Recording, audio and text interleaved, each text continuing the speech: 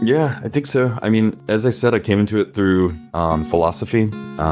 So I think the understanding the natural world, the relationship between the human being, the natural world, the extent to which we've altered the natural world, removed ourselves from it, and yet are still absolutely dependent upon it every day. We like to believe that we're somehow separate, but we whether we like to believe it or not, we're barely holding on here. Change any any of the variables, and just like the Joshua tree, we will rapidly vanish. So yeah, the connection is the mystery of the Mojave Desert. It's a really special place. It's right in the back area of Los Angeles, and climate, our relationship with the environment, and people. Both books, chronicle earlier generations of people, Native American and white settlers as well. Their relationship to the land, and how it's all just changed, how we've ruined it, but also how it's always been changing. And as we destroy it, well, it's still there.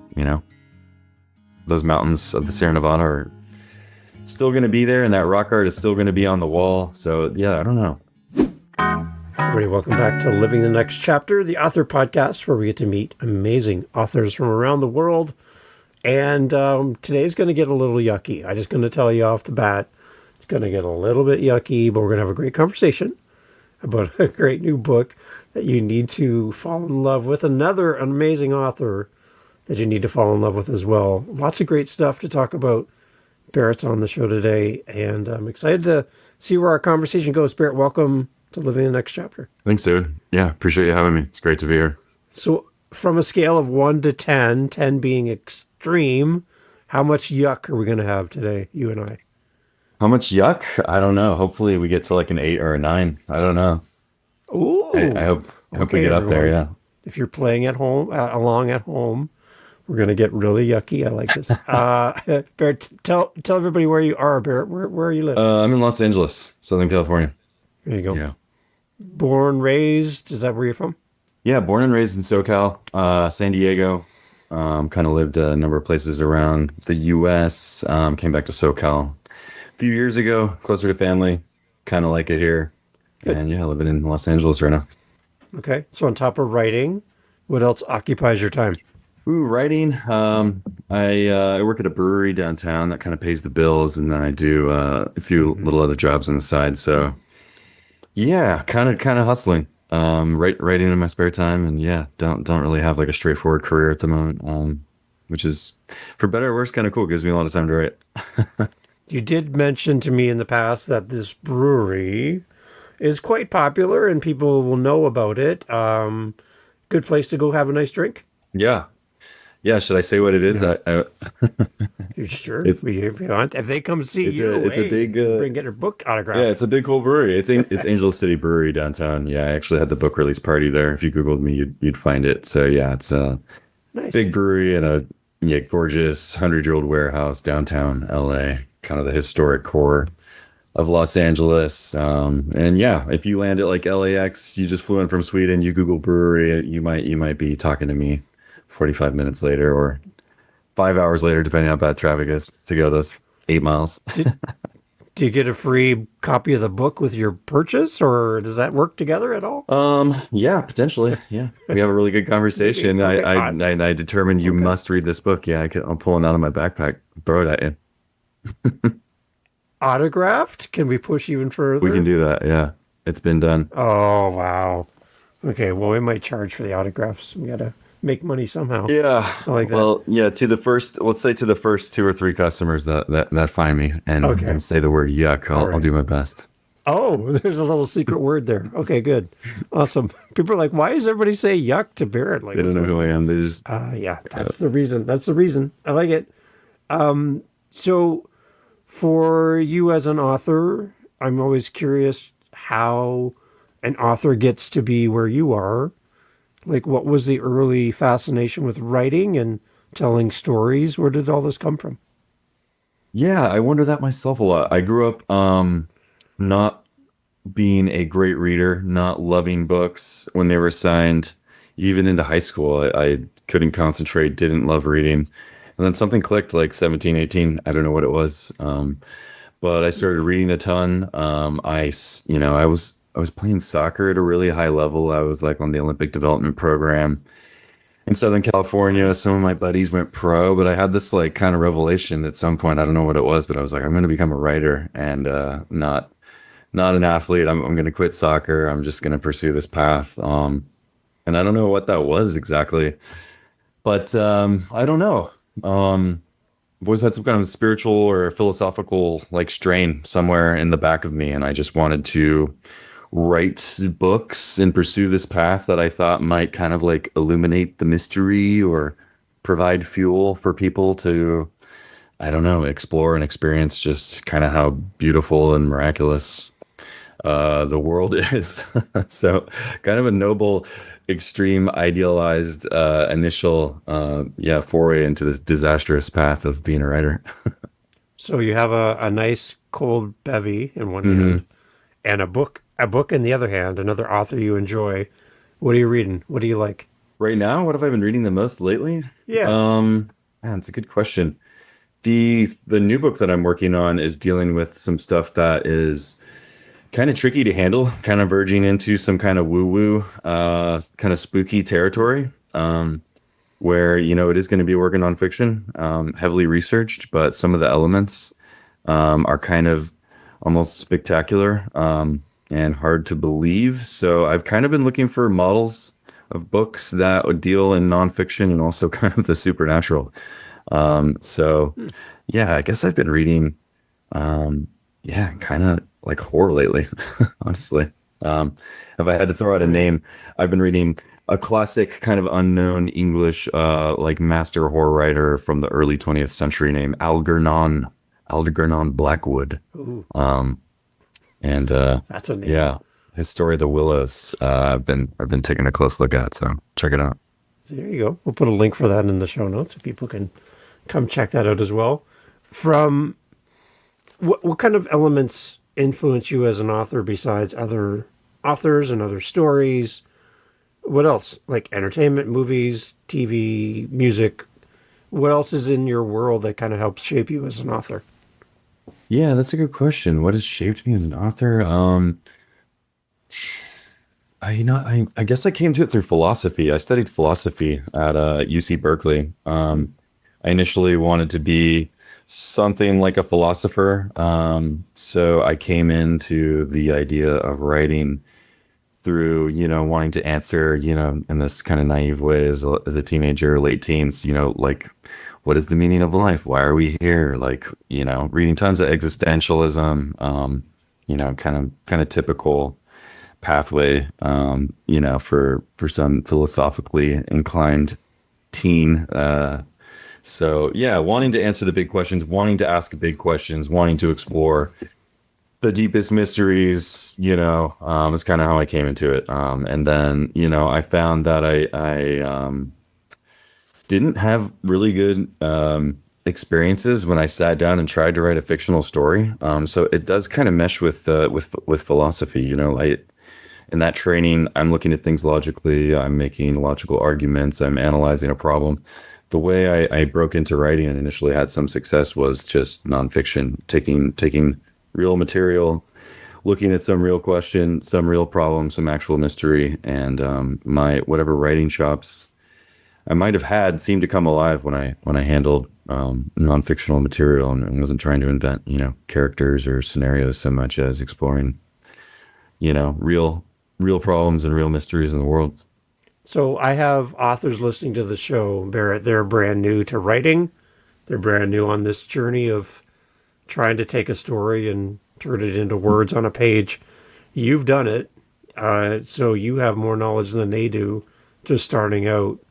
If I could put you up on a stage in front of a bunch of authors at like a conference or something, and you're the headliner, you're going to come and talk to authors and encourage them. Kind of, what would be your topic? What would be the main thing you'd want to share to a room full of authors eager to start? Yeah. Tough question. I don't know. I guess I would say trust the crazy voice in the back of your mind. Whatever the craziest voices that whatever wherever you are most obsessed or haunted, whatever that thing is, that drive that you think sets you apart from everyone else. Trust that instinct and that crazy voice in the back of your mind that is, compelling you to go somewhere, explore some topic. Whatever that is, I think is probably going to be the key to your voice, your success, your individuality as a writer. I don't know. I think there's a lot, speaking from my own perspective, I think there's a lot of people that are in a rush. They want to find success. You get into a workshop. There's all kinds of advice coming from every corner. You get a lot of groupthink. Your writing, your ideas can kind of get dumbed down. If you're starting out and you want to become a writer, throw yourself out there. Throw yourself into your obsession and your passion. And don't listen to other people. Just go wherever it's taking you and worry about cleaning up the mess and refining it and, shaping it later. Tell us more about Yuck. Where's the origin of Yuck? Everybody's like, wait, what are you saying? Yuck is the name of the book, everybody. Yeah. So tell us the origin of the book. How did this come to be? Yuck. How did it originate? Like in the very beginning? Well, most of my research and writing has been about the Mojave Desert for some reason. Yuck is a book about the Joshua tree. Its technical name is Yucca brevifolia. And so having my mind kind of stuck in the desert, I was going to get married in 2020, in April 2020 in Joshua Tree. So I've been obsessed with the desert. So is my fiance. We were going to have all these people flying out to Southern California from all over the country. They're going to land in LAX and then they're going to drive 2 hours, out to the Mojave Desert. They're all going to be wondering, like, what the hell is going on here? Why are you dragging us out to this wasteland? So my thought was, hey, I'm good at research. I love this place. I actually don't know, that much about the Joshua Tree or, this park. But everyone's obsessed with it, or, it's constantly growing. Why don't I do a little research dive? I'll come up with some pithy little prose blocks, something poetic. Maybe it relates to love, marriage, longevity, flourishing and, and have a complex environment, whatever. I was imagining all kinds of metaphors, but I started researching the tree. I thought I would, come up with something printed out on nice paper and give it as a wedding favor to guests. And I started finding all kinds of crazy information. The essay was expanding rapidly, and then COVID hit and the wedding was canceled, and then the research continued. It kept getting more interesting, and then the wedding was canceled again, and so I just continued working on this thing, which eventually I decided, well, I guess this is becoming a book.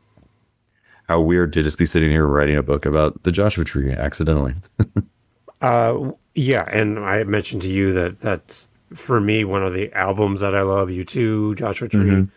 That for as a Canadian, we don't have anything similar to a Joshua Tree in Canada. Nothing like that lives in such harsh environments that the Joshua Tree exists in. So I don't know a lot about the Joshua Tree. So could you kind of educate me and maybe the listener a little bit more about how does a tree like this exist in a place like that? I don't understand how the two go together. Yeah, I mean, people have always been, drawn to it and super fascinated by it because, you'll be, if you're going through the Mojave Desert, first of all, they're confined to, a finite region in the American West, mostly the Mojave Desert, mostly California. They touch Nevada, they touch Arizona a little bit, maybe a little bit of Utah. And if you're driving through the desert, it'll look normal. There's a bunch of creosote, sage, burr bush, whatever you want to call it, that normal scrub stuff. But you'll come over, some ridge, you reach a certain elevation, and suddenly you will see, oh my gosh, what the hell are these things? There's now for miles this forest of these trees, some of them, standing 5 to 10 to maybe 50, 60 feet tall. In the biggest, most large cases, have been described endlessly, in the early days as grotesque. They are strange looking. They have this anthropomorphic outline, kind of a human-like shape, arms twisted. At the end of these arms, there's these branches full of daggers, these sharp pointed leaves. The Joshua tree, it's this kind of, it's a weird anomaly on the landscape. And how does it live? Well, it lives a difficult life. I think that's one of the things to appreciate about it is it takes decades for a Joshua tree to take root, to shoot out any branches, and then survive mice and rabbits and whatever else is going to chew off those leaves. So the Joshua trees we see today are the result of decades, hundreds of years of just, slow, tough survival in a landscape that is, not very forgiving. So they're a beautiful, mysterious part of the desert landscape, crucial part of the ecosystem. It's kind of a parallel to life. Mm-hmm. There's a lot of people who exist in a place that's harsh. They don't belong there. Mm-hmm. There's nothing that feeds them, nothing that sustains them, and yet they still survive, right? Like the odds are stacked against you, right? There's no way you should be here. Yeah. But you're still here, and I don't. Yeah. Mm-hmm.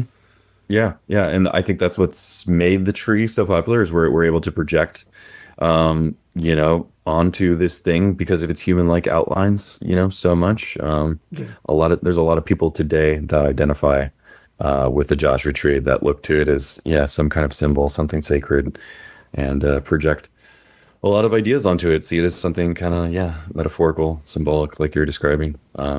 Which is cool, but as Yuck explores, if we were projecting onto it in the past, people had very different ideas about this tree and its meaning and its beauty. In previous generations, that they basically hated it and wanted to eradicate it, which is really like just get rid of the thing.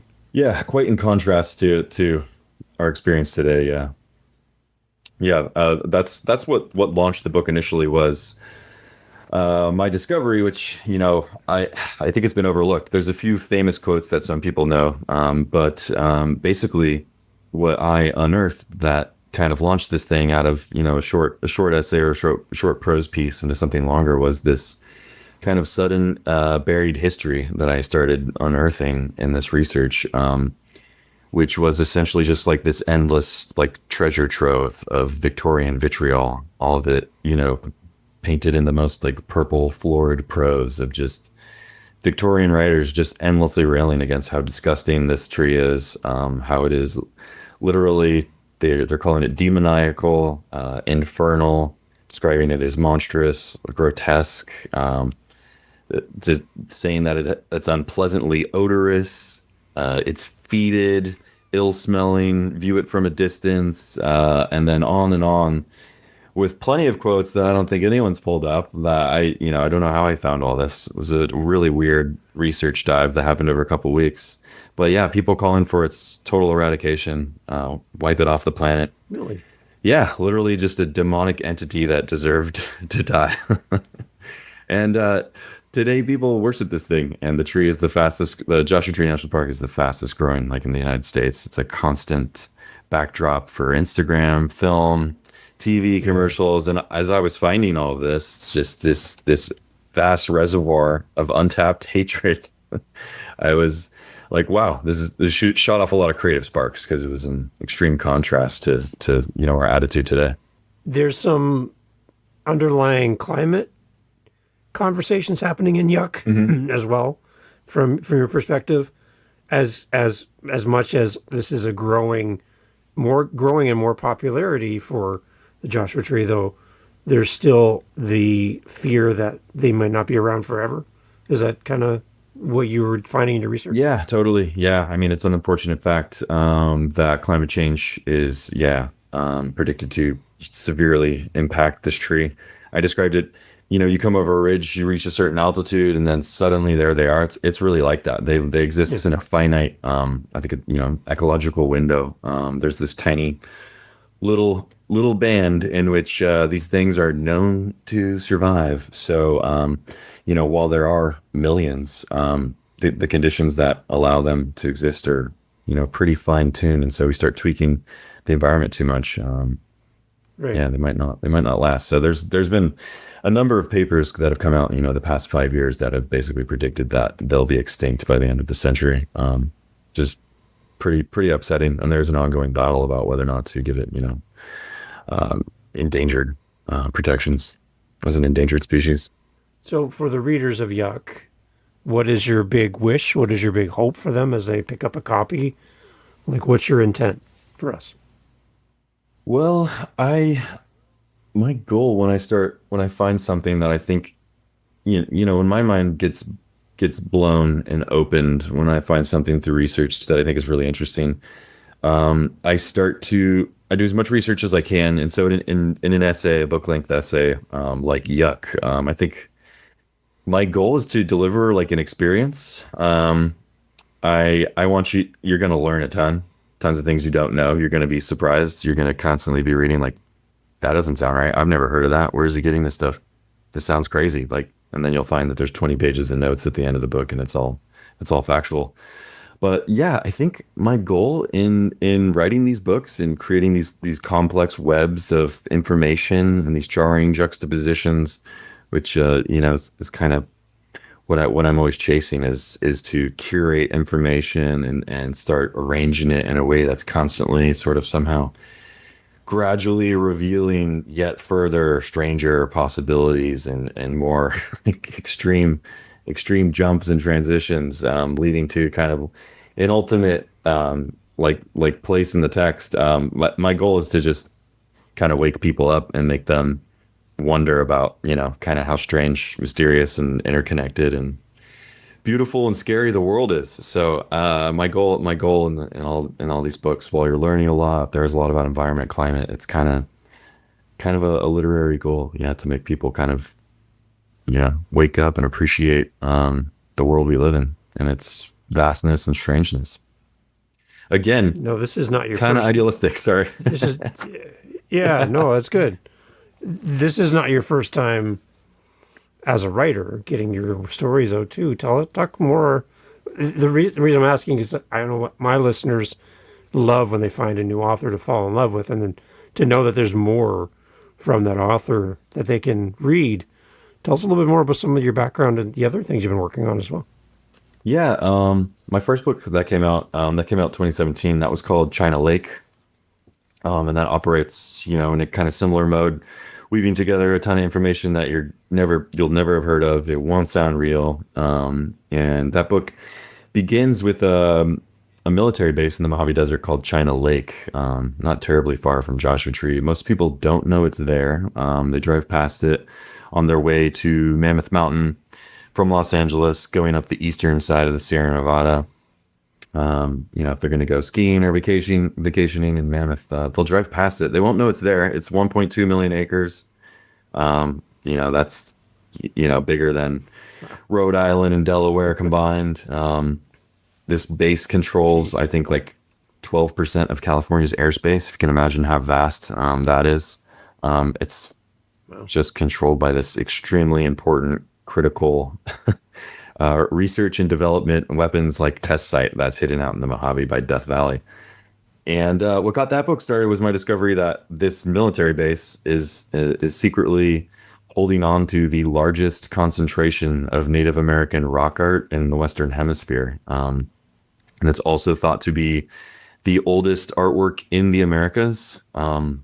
So there's thought to be over 1 million petroglyphs, which are, rock carvings. It's thought that there's over 1 million images carved in the volcanic canyons around this base. And the overwhelming image is a bighorn sheep. So I've been out there a couple times, and if you get out into one of these canyons, it's 40 miles out there. The military escorts you out. It's intense. They search your car. They threaten you a lot. They eventually drop you out in this canyon. You walk down into it, and it is a totally sacred, Native Americans in the area, this is still the most sacred thing that exists. This is the site of their creation, and there's just hiding out there a totally vast, wild amount of this rock art that is the starting place for a crazy investigation related to climate, some government conspiracy, the California drought. So it's a really crazy environmental investigation with a big apocalyptic overtones that starts in a totally top secret military base with a ton of rock art. Should be a national park, national monument, but nobody knows it's there, and the military is just protecting it. Supposedly, they're not dropping bombs on it. These canyons are pretty well protected. What's it like to stand in that canyon? It's really intense. When you walk through it, people have different reactions. Some people see one of the more upsetting things you encounter is, people see the artwork as kind of infantile or childlike. Oh, like it's kind of stick figures and look at that sheep. It's like the artistic quality of like a kindergartner. Just pretty offensive. But if you imagine, I mean, this is probably being carved at night 10,000 years ago by a lone shaman. With saber-toothed cats lurking around the periphery who might have been taking substances allowing him to enter into a trance state. And it was 0 degrees outside. So I don't know what kind of art anyone is attempting these days in those conditions. And not only that, but to call it art is probably incorrect. This was a spiritual, this is a religious performance that was happening. But in any case, to answer your question, what's it like walking through there? There's a definite sense of profundity and mystery, and something extreme was going on there. This one canyon, there's several 100,000 images of bighorn sheep carved in this narrow lava hallway that runs for 1.5 miles until it drops off a 100-foot cliff. And as you walk through it, you definitely progressively, as you go down, I had the impression like, hey, I'm not really sure we're supposed to be here. We do not know what was taking place here. This is just a very sacred, ancient site. And to think, that some of these images were created, over 15,000 years ago. That's a total mystery. The underlying thread so far between YUCK and China Lake, environmentalism, understanding climate change, this is one of your foundations for what you are and why you're here?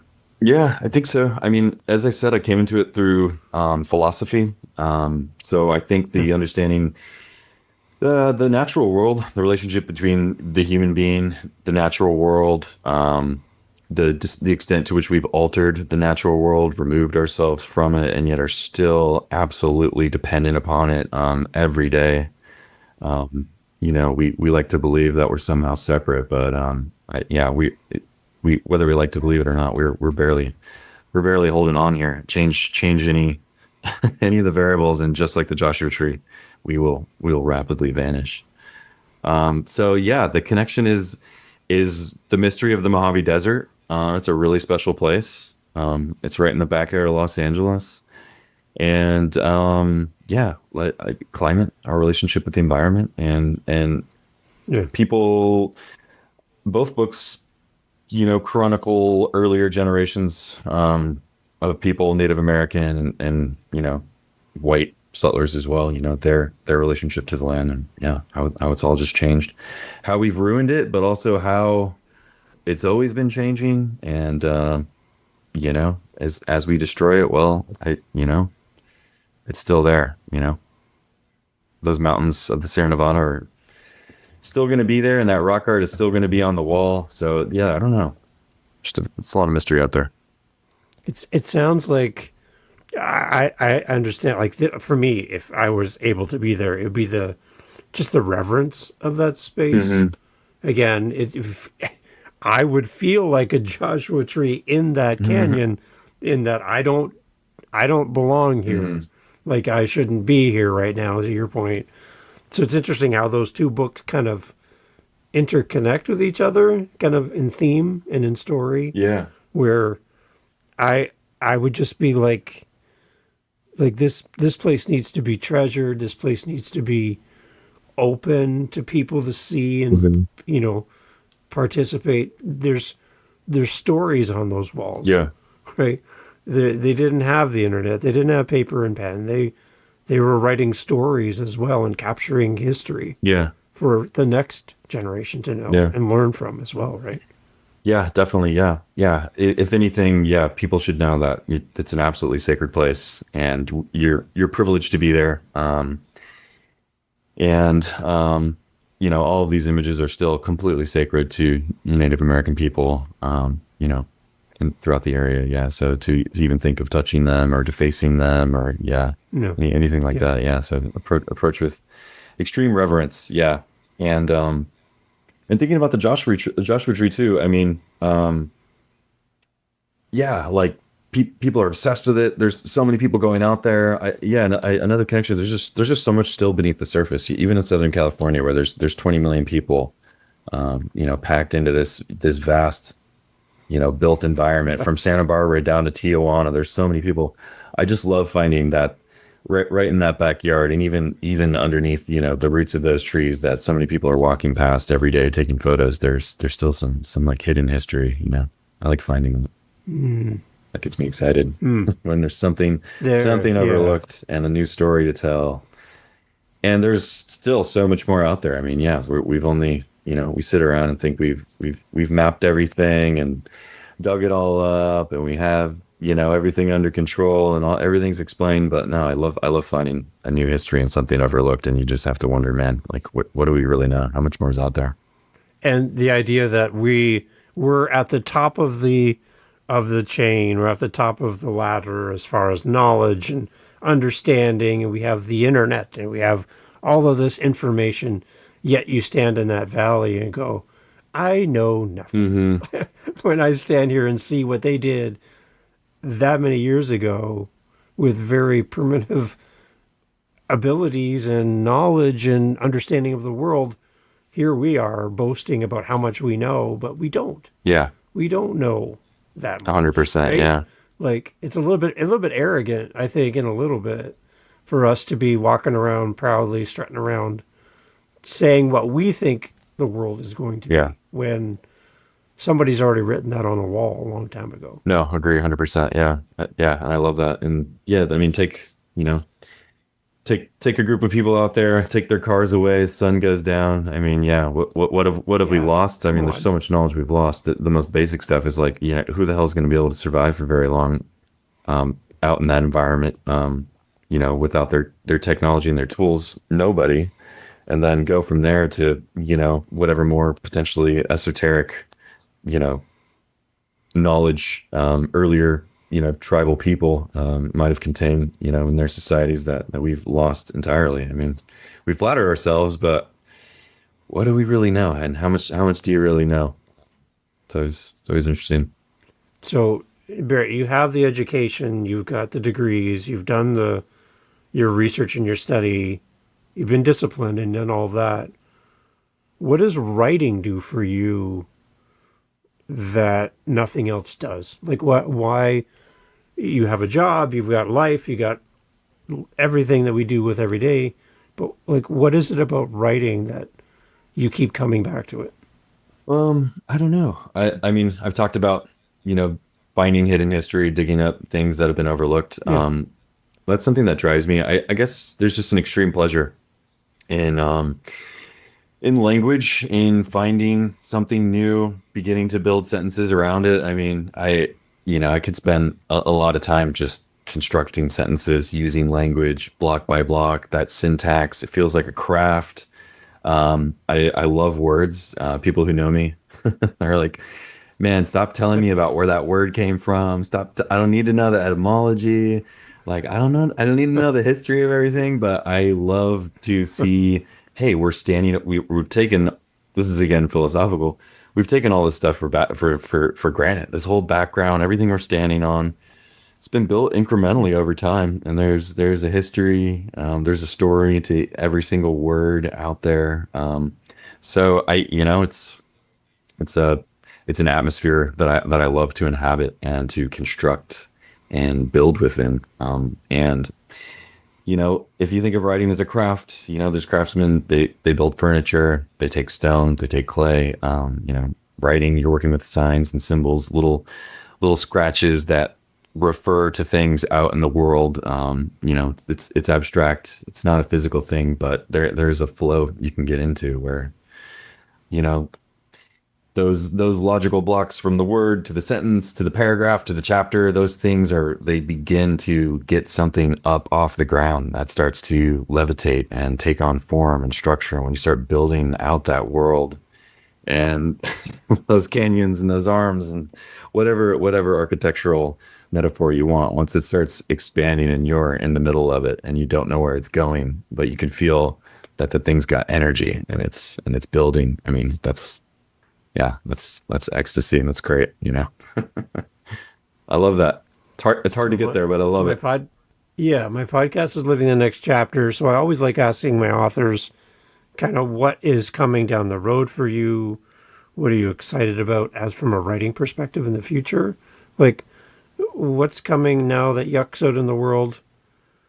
Kind of where are you going next? What do you think? Yeah, I have a third book that I've been working on for a while and continuing to work on it. I'm excited about it. There's a lot of continuity. It's rooted in the same place. It's got Native American rock art. It's about the environment. It's maybe wilder and weirder than anything so far.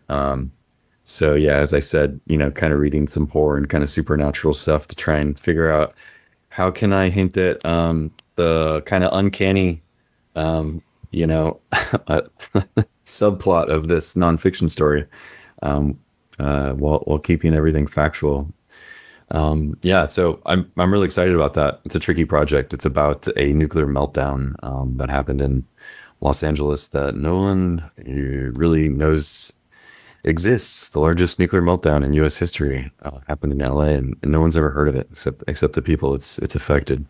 And it's this site is at the end of the valley. If you in popular culture we say the valley girl. We're talking about the America's suburb, the San Fernando Valley, that giant, endless suburban sprawl of Los Angeles. At the end of that, at the head of the valley, there's a laboratory owned by Boeing, where this meltdown occurred in 1959, and it was literally covered up by the federal government for 20 years until a UCLA graduate student, to get back to the digging metaphor, he unearthed some boxes in this engineering library and found some really weird looking photos that had rods and lines pointed to them with words like melted blob, literally. And what he found was a hidden record of this actual nuclear reactor core meltdown in the San Fernando Valley. So that is a story that is very well known to the people it's affected, and it's a big topic at the end of the San Fernando Valley. If you look up Santa Susana Field Laboratory, you can learn about it. So this book is about a lot more than that and might only briefly pass through that story. It's about so much more, but that's kind of the tagline, the way to whet the appetite. So if anybody's curious about climate change, the environment, the history of California and America, the people who have come before us, there's a lot of different avenues that could bring a reader into your world. Who else would be an ideal reader for your books? That's a good question. I think it's expanded with Yuck. It's occurred to me, hey, if you like trees, if you like plants, if you like to garden, even. I mean, someone who's into plants, if you're into that national park, definitely read it. If you're into the history of Southern California, Los Angeles, you're going to find a lot of new stuff in that book. If you're into conspiracy, weird history, there's a lot of conspiracy in China Lake, some interesting stuff. Project Popeye, not a lot of people heard of that. Operation Paperclip, bringing Nazis over. Geoengineering, solar geoengineering, the idea of turning the sky white to reflect sunlight back out to space to artificially cool the planet. Weird conspiracy stuff.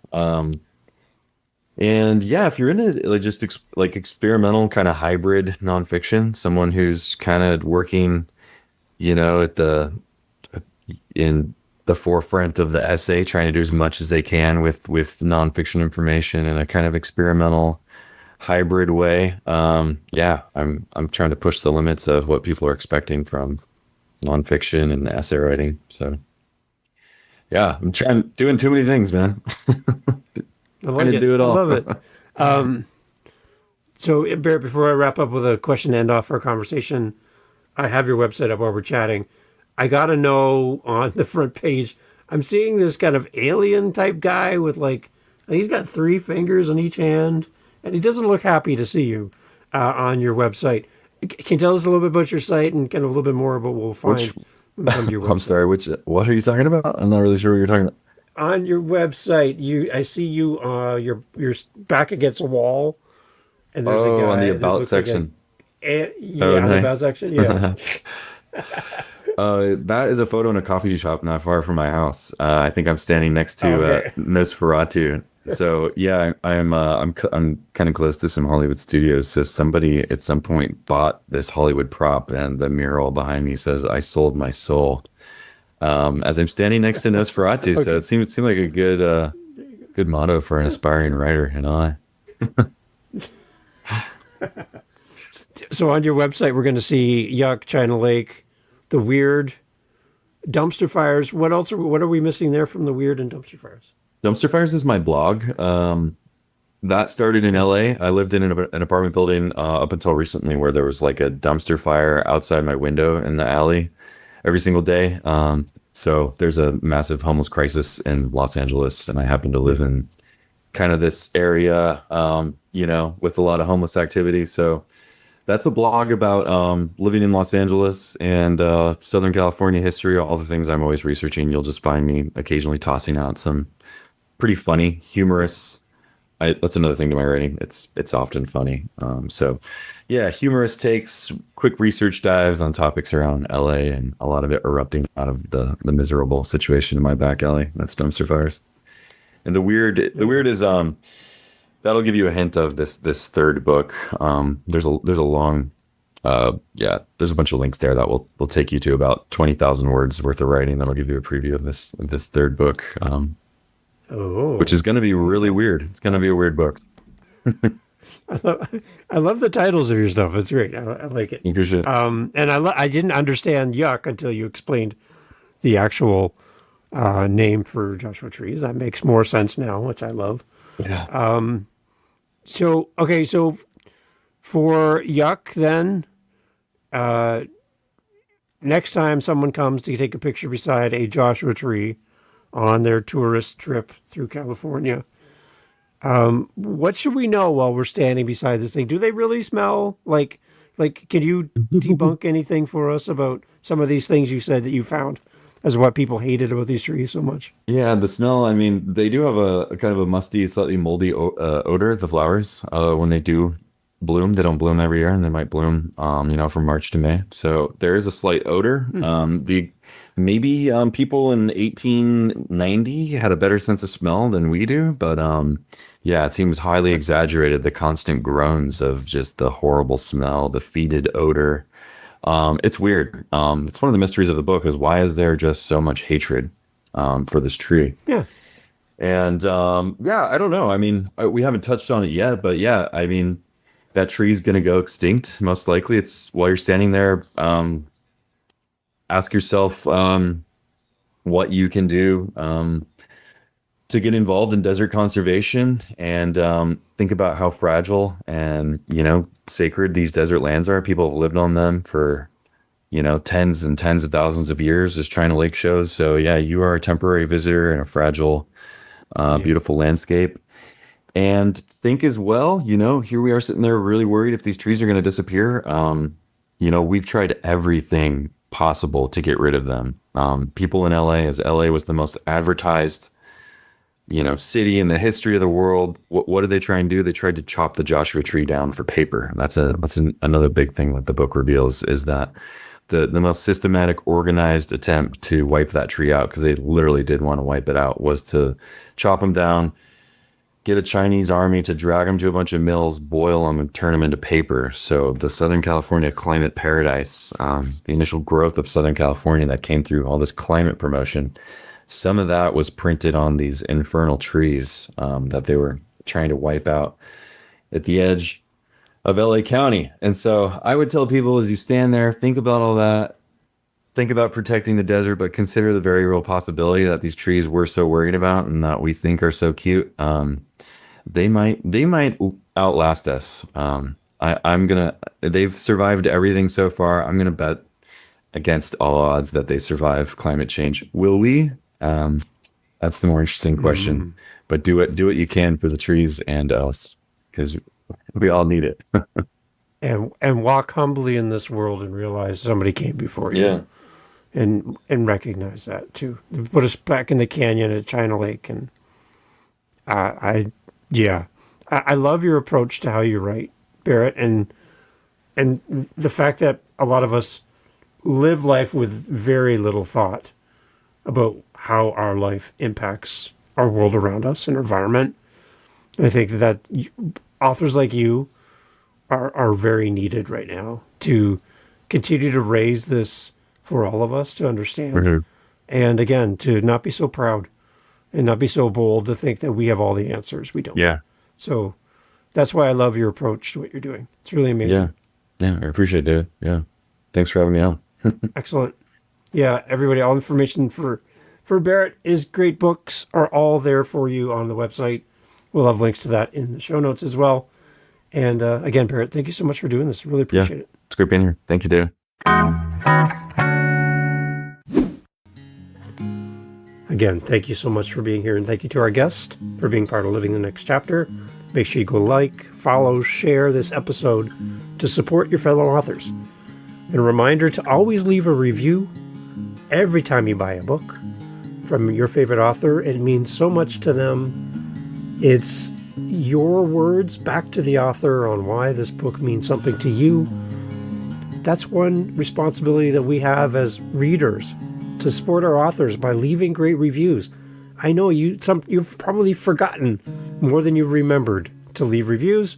So my little ask of you here as we're exiting out of the episode, to go grab that stack of books behind you, put them on your desk, and go to the websites where you purchase these books and leave a review now. I know you bought the book years ago. Go leave a review today. Let the author know how much you love their book. Give really detailed information about why you love this book so much. Let's celebrate our authors by leaving a great review. And thank you for listening to Living the Next Chapter. Thank you for being here. See you next time.